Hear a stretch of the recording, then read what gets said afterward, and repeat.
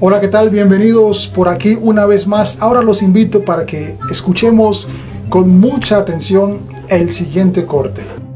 Cállate, más bien deberías agradecernos porque aunque no estés de acuerdo con nosotros, los que estamos en la calle, en la primera línea, estamos luchando también por tus derechos. Espérate, es que no entendí. ¿Yo acaso te pedí que salieras a las calles a luchar por mis derechos?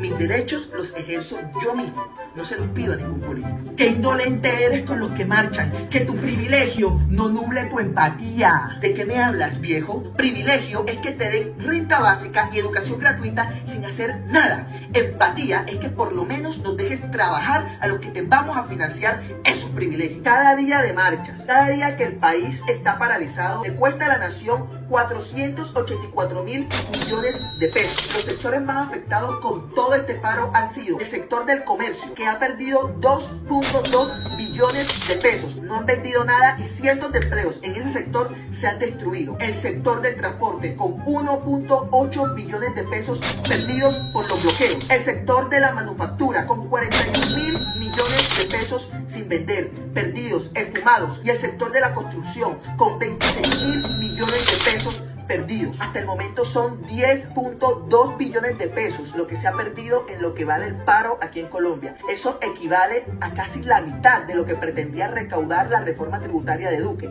y también equivale al 42% de todo el presupuesto público de la capital de Colombia, de Bogotá. Y si miramos el agro, los campesinos, ese sector que tanto le importa a la izquierda, ha perdido en lo que va del paro 1.7 billones de pesos, 10 millones de aves muertas por falta de alimento, 8.2 millones de litros de leche que no llegaron a tiempo a su lugar de destino por los bloqueos, por lo que se dañó esta leche y muchas veces tocó botarla en las alcantarillas. 70.000 toneladas de alimento bloqueadas por el paro y 3.200 toneladas de pescado perdido por los bloqueos y el paro.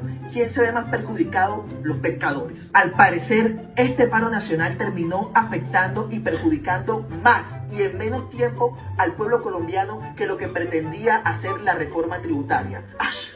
¿Pero qué estoy diciendo? Es falta de empatía la mía, que falta de empatía la de los agricultores colombianos, que falta de empatía la de los industriales de este país, que falta de empatía la de los enfermos de COVID que no pueden esperar a que el oxígeno llegue a sus hospitales por los bloqueos, que falta de empatía la de los campesinos, la de los pescadores, que falta de empatía la de todo el sector productivo de esta nación con los que marchan por nuestros derechos, que falta de empatía. Que viva el paro nacional, que viva Yupi. Bueno, mi gente, ahí escucharon a este señor, se llama Miguel Polo. Y sobre esto que ha dicho, ya lo escucharon muy claro, habla sobre las pérdidas que hemos tenido durante todo este tiempo de paro nacional que empezó el pasado 28 de abril. Sobre sus palabras voy a decir tres cositas puntuales. Una, entiendo perfectamente todo lo que este personaje quiere decir acerca de las pérdidas económicas por las protestas. También debemos incluir las pérdidas humanas.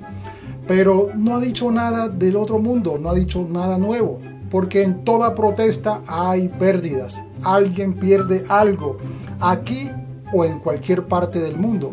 O dígame usted, una protesta donde no haya habido pérdidas.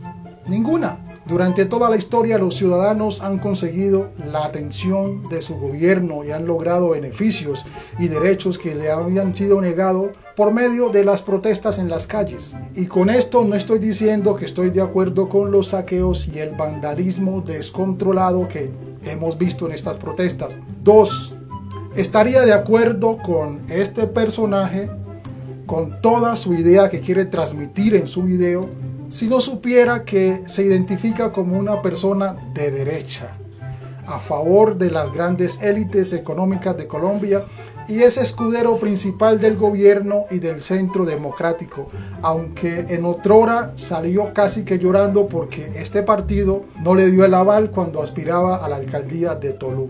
Este tipo persigue todo lo que haga eso que llaman izquierda y enaltece todo eso que haga eso que llaman derecha. 3. Uno ve con normalidad que un rico defienda a otro rico, porque así lo hacen, pero ver a un pobre defendiendo a los ricos y mirando feo todo lo que hacen los pobres, merece atención, pero perdónenlo, porque quizás no sepa lo que hace, o mejor dicho, quizás no sepa a quién le sirve. Finalmente tengo que decir que siento una profunda admiración por la gente negra como yo, de este país, que se considera de extrema derecha y que con lo poco que tienen pregonan su posición política derechista y se sienten orgullosos de eso.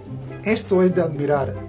Mi gente, lo dejamos hasta acá. Lo que vean aquí no lo tomen personal. Dejen sus comentarios, sus opiniones, compartan y nos veremos pronto en un próximo video.